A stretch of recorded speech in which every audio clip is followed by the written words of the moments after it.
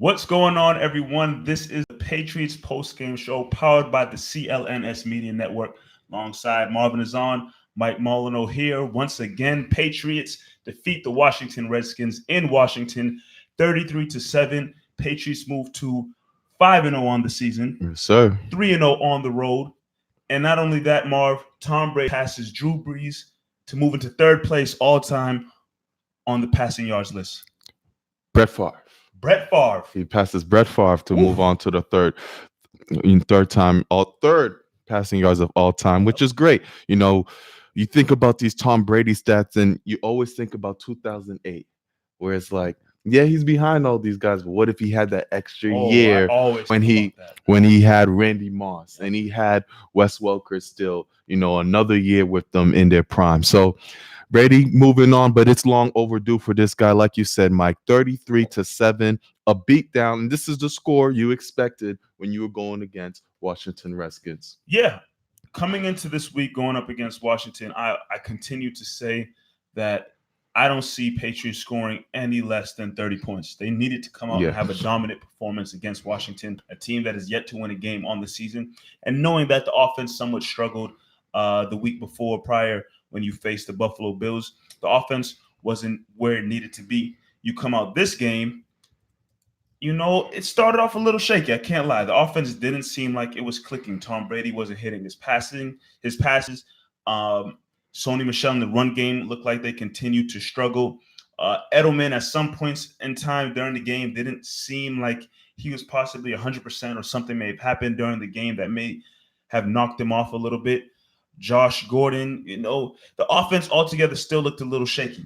And then the second half hit, and the Patriots really turned it up to another level, but they needed to come out and have a dominant performance today against Washington for sure. Yeah, you talk about Tom Brady. That first half for him, it was shaky, Mike, and you're talking about a Redskins defense that is nowhere close to the Buffalo Bills defense at all. And Brady, he came out and he threw, I believe, 3 touchdowns in this game. The last touchdown going to Brandon Bolden, and they spread it out. Second half, they came in, they started running the ball more. We know that Sony Michel, that's been a struggle for him. He hasn't been able to run the ball. Josh McDaniels, the whole team, they switched things up a little bit here and said, okay, what we're going to do is we're just going to start to pound the ball. There was some running lanes available, and Sony Michel was able to break free, and that opened up the whole offense right there, which has been looking limited in these past couple weeks.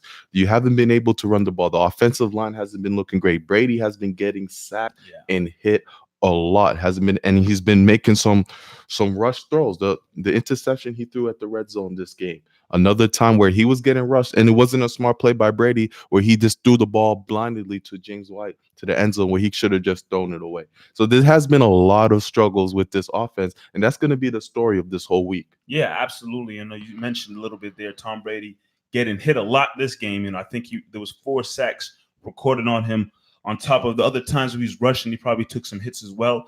This offensive line has done nothing but struggle all season long, especially in these last couple of games where Brady is seeing a lot of pressure in the pocket. And said this many times over and over again on this show, doesn't matter how great of a quarterback you are in the NFL, Brady, Breeze, Manning, Favre, doesn't matter how great of a quarterback you are. If you face solid pressure, your game will be thrown off a little bit. Obviously, again, we talked about it here. Brady had a pretty solid game, but the pressure was there. The week before against the Bills, the pressure was there. We saw how that game went. This offensive line needs to improve in some way, shape, or form as this season continues, because it's going to become very tough for this offense to really get clicking if, first and foremost, Brady doesn't feel comfortable in the pocket. Then if you want to extend that to the running game, yes, Sony Michel came around a little bit today, 16 attempts for 91 yards. He had a touchdown, averaged 5.7 yards per carry. That's a solid game for him. Very solid. Especially in the second half, he turned it up a lot. But again, for him to continue having games like this, and for Brady to continue to be successful finding his targets down the field, this offensive line is going to need to stay strong. And with Sony Michel, another thing that I like is the 3 receptions from Sony Michel. Yes. Mixing it up here. Finally, Michel, has a decent passing game where he gets 3 receptions for 32 yards there. One going for 15 yards. You need that from Sony. You can't have him be one-dimensional, especially if the running game is not there. You don't want Sony's too talented just to leave on the sidelines. Yes, you have James White, and we know what he can do and what he can bring into this game, but it's not enough. You bring in Sony Michel to do a little bit in the passing game that opens up your offense right there. Speaking on Tom Brady, 348 yards. Mike, you said it. You said it early when we were watching this game in the first quarter. Oh, they're slinging the ball this They game. needed to, yeah. They 42 attempts is a lot for Tom Brady at the point. I don't think this offense needs Brady to throw the ball 42 times. He completed 67% of his throws, 3 touchdowns and an interception with a QBR rating of 106. So a good game from Tom Brady overall. You are facing the Washington Redskins defense. The first half, it didn't look like it was going to go this way at all. Nope. Just even, looking at the other side of the ball, when they let off a early touchdown to a rookie, undrafted free agent named Sims. It looked like, okay, this is about to be one of those weird games. But Patriots were able to separate. You mentioned Edelman, 8 receptions, 110 yards, a touchdown. He was a key factor in this game, but he still looked horrible to me, Mike. Yeah, There was times when he got up, he didn't look right. And that's just Edelman as he is. He's just a warrior. He's always going to fight. But Edelman, he's one of the big reasons why you came out with the win today. Absolutely. A lot of credit to Edelman and what he was able to do in the passing game. And sorry, Josh Gordon saw a lot of opportunities as well. Finished the game with 5 receptions, 59 yards. And all in all, I'm looking at the different weapons utilized. Obviously, not having Dorsett was huge. I felt like his presence was definitely missed. But we kind of talked about it on last week's show. I know we spoke a little bit on Patriots Roundtable, but I still get the feeling that the Patriots need another legit option out there. Yes, Dorsett wasn't there today, and he's usually a big part of the offense, but I think there needs to be somebody else to be relied upon in terms of Brady having weapons to look for down the field. Edelman, Gordon, obviously the 2 wide receivers are involved. And then when you look at wide receivers, the only other wide receiver that got involved was Jacoby Myers, 1 reception for 6 yards. But other than that, White, 6 receptions, 46 yards. Brady did look at the tight ends a little bit more. Yep, Izzo had a good game. Izzo 2 receptions for 39 yards and a touchdown. Lacrosse, 1 reception for 22 yards. And then, like you mentioned, Sony Michel got involved with 3 receptions.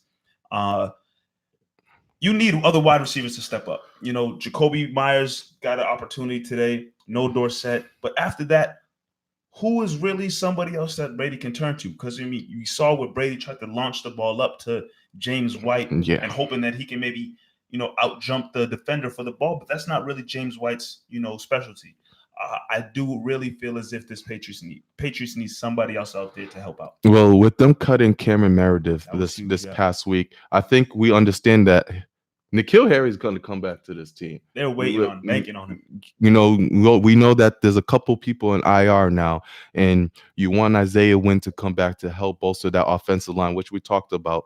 But then, all of a sudden, this wide receiver core is coming down. Philip Dorsett, he would have had a big game this game. Hamstring injury, he didn't play at all. Jacoby Myers, a lot of promise in the preseason. We saw what he was able to do, but Brady hasn't really been looking his way when he's had the opportunities to play. So N'Keal Harry, that's a big name to look out for coming down the wire here. And Ben Watson also a tight end who's eligible to play now, but he was deactivated for this game. So we'll see what happens with Ben Watson. Brady had to get Izzo and he had to get Lacoste involved in this game, but it still wasn't enough. And then you just see how much of a presence Rob Gronkowski was. Even of a Rob Gronkowski of last year that wasn't great, you saw where he was needed in the running game, when he helped with the blocks, in the passing games, even if he's taken a safety away from the play.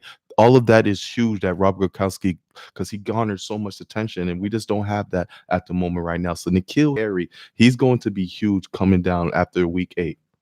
One name that I saw pop up in the comments, and a couple of viewers are wondering where he possibly could have been this game.